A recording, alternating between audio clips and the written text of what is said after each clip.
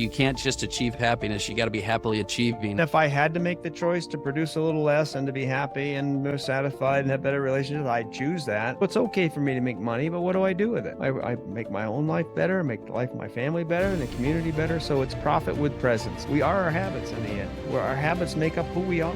The lowest hanging fruit is gratitude. If you want to start with just one thing, but just the impact is immediate. The science is irrefutable on both, but gratitude is a really great way to get started.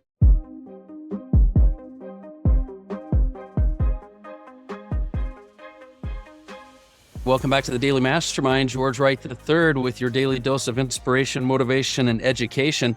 I'm joined today by an amazing leadership host, topic CEO. I'm going to give him an introduction in a minute here, but Dr. Eric Holsapple, how are you doing today? I'm doing great, George. Thanks for having me on. Oh, man, it's a pleasure. We have some very similar backgrounds. I'm super excited. So listen, guys, buckle up. I want to give you a quick little background. We've got here a very diverse guest, one that I really feel will bring some value to you today. He's a PhD in economics. He's a real estate background and a CEO in real estate and development for over 40 years. But he's also rounded it off, I feel, with this idea that he's practiced yoga and meditation for over 30 years. He's had the Entrepreneur of the Year award a couple of times, but he's the author of the book, Profit with Presence, and the founder of the Living in the Gap. We're gonna talk a little bit more about this Living in the Gap, but his company on teaching CEOs and professionals different ways to operate in mindfulness and still grow. So with that introduction, I would love it if you'd give us just a little bit of your background and this bridge that came from entrepreneurship or business into mindfulness. Give us a little bit of the backstory. I'd be happy to. I was raised in rural Maine, and I went to University of Maine and then out to Colorado State University, got an MBA. Came out, always worked, but got my first job in real estate after that MBA, and I was immediately successful in real estate. I was within a couple of years a general manager and then president shortly thereafter of a North American division of an Australian company, and started in Denver and then got moved to Los Angeles and traveled Denver, Princeton, New Jersey, ran offices, Western Canada, reported to the UK and Australia. And I had all the outward signs of success. I had the six-figure salary, the Mercedes, the apartment. I had all those things, but I was not happy. I was overweight. I was single. When I got to my 30th birthday, I remember, and a little bit after that, I got a transfer from them into Boston to help with a company there. And I couldn't get my top button done on my shirt for my tie, my belt, my top button of my pants, but I wasn't giving in. I finally got an apartment there on a scale. I remember getting on that thing and going, God, you better make some changes or you're not going to be around very long. I had one of those aha moments. Oh. So I did make some changes. I left that job. I lost a bunch of weight. I started running again, and I found yoga. It was my first entry into mindfulness. When I was an athlete, always growing up, I hadn't done anything in 4 or 5 years. I finally got back into sports. And my older brother, by the way, I applied for a PhD program in economics. I said, I'm going to find more purpose in my life. I'm good at business. This is good, but it's not doing it. And I also met my wife. And my older brother at the time, it was estranged from the family. He was a poet, and my dad was a football coach. And for 10 years or so, he didn't come around the family very much. They were like oil and water. Then I watched my older brother take up meditation and come back to the family. And then he got closer to my dad. My dad didn't change. He was in his 70s, and he opened up. My dad opened up, and I was like, I got my family back. And he said, hey, you want to try it? I said, sure, I'll try it. So I tried meditation, and I had immediate results with it. Just had less stress, more focus. I'd improved my relationships. It improved my sports. Just was happier. But for a lot of years, I didn't come out. I just was a closet meditator.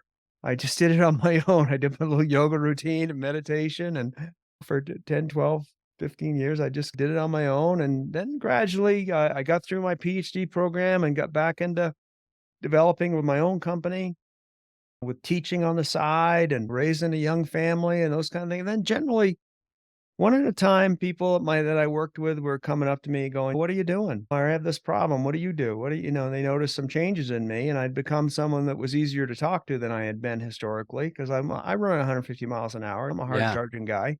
Yeah. And anyway, we started a seed group at our company where we just read a book and talk about centering. We didn't get weird on meditation too much. We talk about centering and read a book and do things. And before I knew it, the room was full. Management committee got together and changed the vision statement to mindfully creating community. And everybody just started getting involved in nonprofits and giving back and doing a little, putting their families first and changing things. And it just made a huge difference. The same difference I noticed in my life, I saw others do. And then later I launched Living in the Gap nonprofit where we train others to do that. And it's Wow. not what I've really found. I love capitalism, but I've Yeah. earlier Yeah. found what's for capitalism to work, people have to give back when they can. You It's have that to. Yeah, I totally agree with that. It's funny. I feel like our stories have been very similar, and I'm learning more and more than when I interact with people. They have the similar stories as well of chasing success, getting that success, realizing it's not the end all be all. It's not making you happy. I got a question for you, Please. and it's one that maybe you have an answer to, maybe you have multiple answers to, but you mentioned an aha moment. Do you think there was several years, a period of time? What do you think it was that caused this need or shift? Was it an aha moment, or was it that because I find this similar path of people when they accomplish the success they have been chasing and they get all those, like you said, outward appearances or things that people deem as successful, once they get them and they realize it's not fulfilling, is that what sort of creates this need for more? Or is it an aha moment of, I'm overweight. I had a situation happen. What do you think it is? Because I had a similar I type think of it was I experience. think it was both for me. But I think generally I call it in my book a cultural lie. We've been raised to believe that if we do all the right things, really study hard, get into the right schools, get the degree, get the right job, meet the ideal spouse, get married, have the family, have the 2 houses and the cars, and get these ideal vacations, that someday we get to be happy. And what I found for myself and many other successful people that I've been friends with over the years is we just keep changing the goalposts. We just Yeah, keep saying, "Oh, it's not this house, it's that house. It's the second car." Or I want to travel, so I fly. I would like to fly first. And then I fly first. And then, no, I'd like to fly private.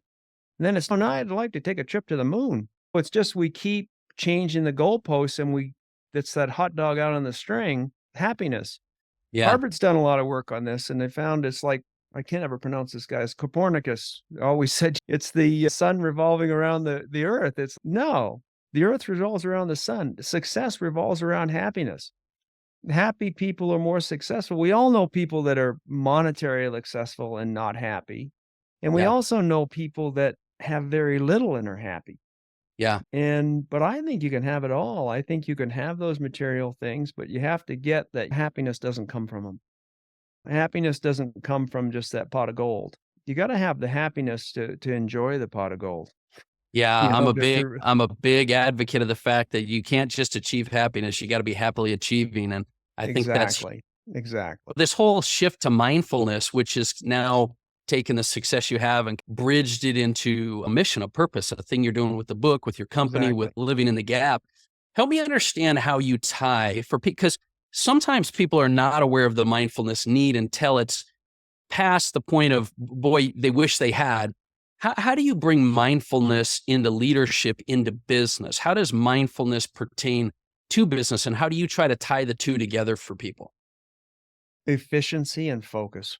First of all, on a personal level, it's stress reduction. It makes you more grateful, makes you happier and whatnot. But to make the business case for it, you have to make the case that it's also improves business. And in my case, it has. I'm sure there's instances where people say, I don't want to do this anymore. But most people feel like, oh, someday when I get be successful, I'll go out and start being mindful. My belief is that if I'm focused in a meeting, it means my phone and my app's not open.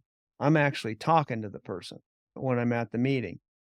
I find I'm more focused. I have more time to do that. And we train people to say, hey, okay, when you're at work, focus on that. And then can you leave that? Shut the laptop, shut your phone down when you go home and focus on your family because that's why we're working. That's why we work so hard. It's Yeah. those relationships, those personal relationships is where happiness comes from. That's been documented. Can we turn that off? And I just find if I can focus, I can move the world in a few hours a day. If I can, if I'm distracted and divided and all these things, and I can't, then I can spend 12 hours a day and get very little done. Just feel like I'm pulled here and there. Yeah. So When there's you when so you many options for our attention. We have to decide we're going to reclaim our attention to focus on what we choose. I totally agree. I totally agree. And I agree with you in this concept you talked about with the cultural lie. And I think one of the things that I bump up against with entrepreneurs, CEOs, business owners all the time is this belief they have that the hustle is what has gotten me to where I Yeah. am. So as soon as you have to shift to mindfulness, or maybe you view this as taking your foot off the gas, and yet you're making these comments about focus and efficiency, and being more mindful gets you more done, maybe more time. Yeah. How do you explain that to people? Because I know a lot of them feel like, man, that's going to take my edge. It's going to take my edge of my grind and For, hustle overall. for most producers, you can't stop producing if you want to. People are afraid they'll stop, they'll lose that edge. There was a guy named George Mumford, or there still is a guy named George Mumford. He was worked with Phil Jackson in the Bulls days and with the Lakers. And he was coaching Kobe Bryant. And he said, I tell you what, Kobe, go out there tonight and try not to score. Just go out there and try not to score in the basketball game. And Kobe lit it up with 60 points.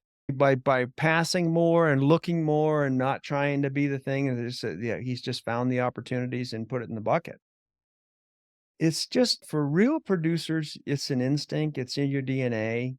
Yeah. It's not something you're gonna stop. But what's the purpose of it if you don't enjoy it? And if you're not making the difference that you can make? It's not profit is not a purpose. It's the result of a purpose-driven life that is meeting a need that other people have and whatnot, and profit results from it. But the profit itself is not a purpose. So it's essential. I'm a capitalist. I love capitalism. It's essential that we make a profit, but it's the result of something. It's not the end all and be all. I love what you said. I want to make a note of this and really Please. point this out to our listeners. The idea that if you've been working most of your life developing habits for production, and you're a producer and you're a performer, or whatever it is, you've more than likely developed those habits. So you don't necessarily need to continue to focus on that. In Exactly. other words, you can take that like natural ability now that you've developed those habits of success, and now focus on something with more purpose and presence. Trust You'll yourself. get it. Yeah, trust Love that. yourself. Yeah. Yeah, I love that. Trust yourself. You'll keep producing. And if I had to make the choice to produce a little less and to be happy and more satisfied and have better relationships, I'd choose that. But in my experience, you're getting more done with less time, 100%. and you're making a bigger difference. I love it. I love it. So talk to me a little bit about the book. And I love the title Profit with Presence and these idea of the 12 pillars of leadership. I don't know if that's something that you maybe want to take a minute and kind of walk us through some of Yeah, those. sure. I think that's a great topic to hit. Yeah, well, so the idea is I've been in the mindfulness community for a while, and I find not all, but a lot of the mindfulness community think money's dirty. It's like taints you.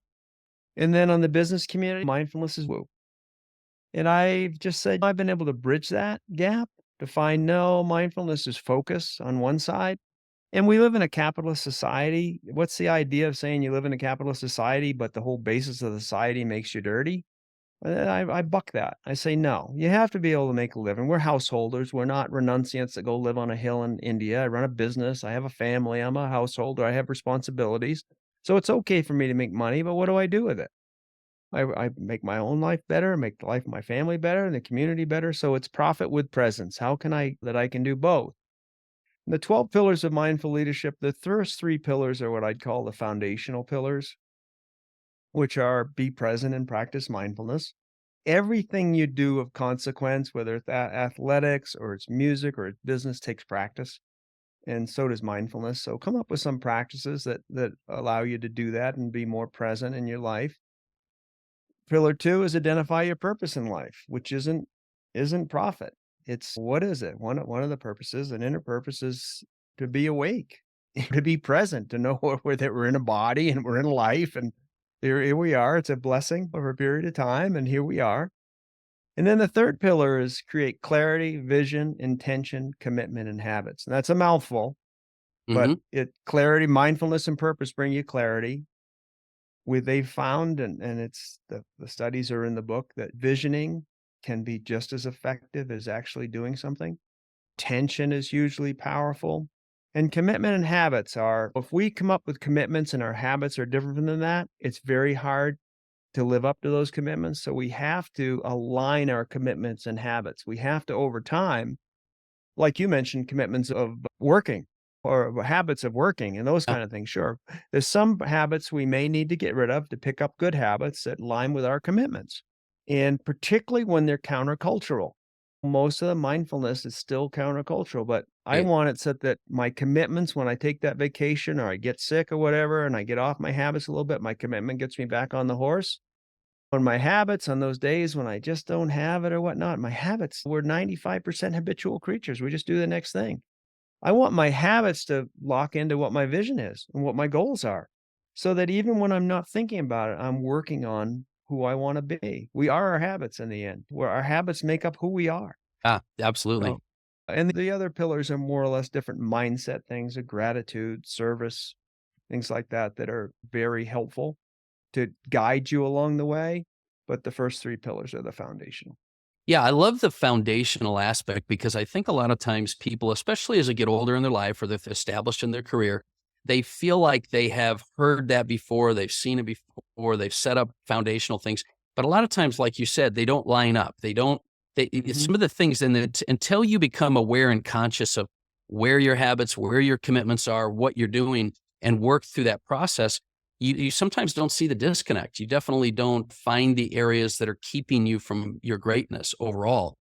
So, let me ask you a question. Where do professionals, let's say you're a CEO, a business owner, you're limited on time now, where do you usually recommend someone starts with mindfulness? Is it a Good. practice? Is it a course? Where do you usually want someone to start so that they can get their teeth into mindfulness on a day to day? The one thing is that it takes less to get started than most people think. It's consistency more than the length of time. It's, can you do, like with meditation, if it's that, I say start with a couple of minutes, 2 minutes of meditation for a bit until that's a habit, then build up, because the mind is so busy when we start that it can be counterproductive to jump in and say, I'm going to do 20 minutes, a half hour, whatever of this. And also it ends up You're saying whatever is gonna keep them consistent, just start, do, and yeah, and I would say the lowest hanging fruit is gratitude. If you wanna start with just one thing, but just the impact is immediate. The science is irrefutable on both, but gratitude is a really great way to get started. And having the intention, just having a real intention and commitment to say, "Hey, I'm gonna be more mindful," and get one of the things when you get started too is you just take a mindful walk, 10 minutes at lunch, leave your phone. We take a mindful walk and we got our yeah, phone jabbing. yeah, That's not gonna work. We can be unplugged for 10 minutes or half an hour or whatever it is and take a little walk. And we're so divorced from nature anymore, most of us. So if you can agree. get out in nature a little bit, just take a little walk around the office building too, look up at the trees and take a minute. So do it. Start it with little doses of things, be as consistent as you can.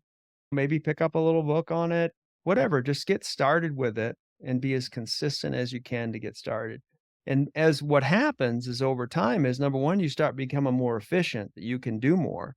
Mhm, You want to do more. And yeah. you if you don't think so, track your time for 2 weeks and just look on there. And all the bits of time, where do you waste time? Yeah. The holes of social media or wherever, or Netflix, or just look at the different times that we waste during the day. If could we pick up 10 or 15 minutes to work on some practices? Yes. You made a really good point, and that is that most of these topics that we talk about are topics, but they are practices. Even gratitude. Gratitude is a practice Practice. of I do it being every morning. of identifying gratitude moments and things like this. So I really like that. One of my last questions I had for you is this name and your company, Living in the Gap. I don't want to make any assumptions here. I'm assuming that it's partly this per, between profit and presence, but help me understand the name Living in the Gap and what it means to you. There's a lot of gaps, but the primary one is creating a little space between thought and who you really are, a little space in between thoughts. There's a gap there. And I've just found that peace and joy and happiness live in those gaps. Stress and anxiety live in what we think about Yeah. things. We think of it's not what happens to us, which we have most times we have very little control over. It's how we react to them, how we're being. and then we start noticing it's what we're thinking about something. And those thoughts, we have some 60,000 thoughts a day that most of them are repetitive and, you know, not that helpful. But just start noticing, oh, that's not really who I am. This is who I choose to be. I'm making a choice of who to be, and then noticing those gaps. Most of us have something, a hobby, a painting or skiing or fly fishing or something where we create those gaps and we're just present. But Yeah. it's finding those times and really what we try to do is say, can I have those at work? Can I have Well, those times when I, I'm in the zone at work? yeah. Yeah. I also think, and this is a really big point. It's funny because I just was thinking about this the other day is what's your intention with the gaps? See, I think most people, their intention is to fill the gaps. If there's gaps, they Yeah. fill them. We may as well, if you're not doing I something, do. scroll Well, through I do. social I do media. that too. Scroll through your email, scroll through TV, scroll through Netflix. But if your intention is to create more gaps, Yeah. that's where the fulfillment and happiness comes. So that's a good question for our audience is what's your intention with the gaps? Is it to create more gaps or is it to fill in the gaps? I would argue that your peace and fulfillment and happiness would come from creating more gaps. This is awesome. This has been a great discussion. And I'll tell you, I think we might even want to fulfill a little bit more depth of this with our Academy members. But at the end of the day, where's the best place for people to connect with you to learn more about what you do and get a little bit more information on mindfulness and leadership? Yeah, and check out our website, livinginthegap.org. There's free resources on there, places how to get started with mindfulness. Any programs that we're running are in there. And the other would be our programs are outlined in the book, Profit with Presence. We take you through a process there of awakening and how to be more purposeful, I love it. how to do it at work, not just at home. But it's a thing you can actually, we spend a lot more time at work than we do anywhere else. Most of us professionals. So, We do. We do. And it would be better to create a little bit more of a bridge for us as well. Listen, everybody, I'm going to put in our show notes. So just go there as well. I'll put a link to the site and the book.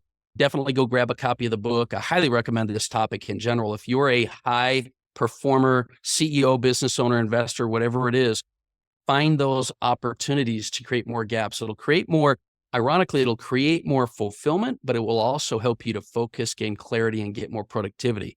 I definitely believe that it's never too late to start practicing mindfulness, and I think it'll go a long way for you. So once again, appreciate you so much for being with us on the podcast. If there's anything that we can do for you, make sure you let us know. But thanks again. I really appreciate you being here, man. This has been a great discussion. thanks for having me. All right, everybody, listen, share the show. Hit me up on the Daily Mastermind on Instagram, Facebook. Let me know what you think of this. Let me know what we can do to bring some more mindfulness into your profession, your life, your business, your relationships, and look forward to talking with you more. Once again, this is George Wright III, and this has been the Daily Mastermind.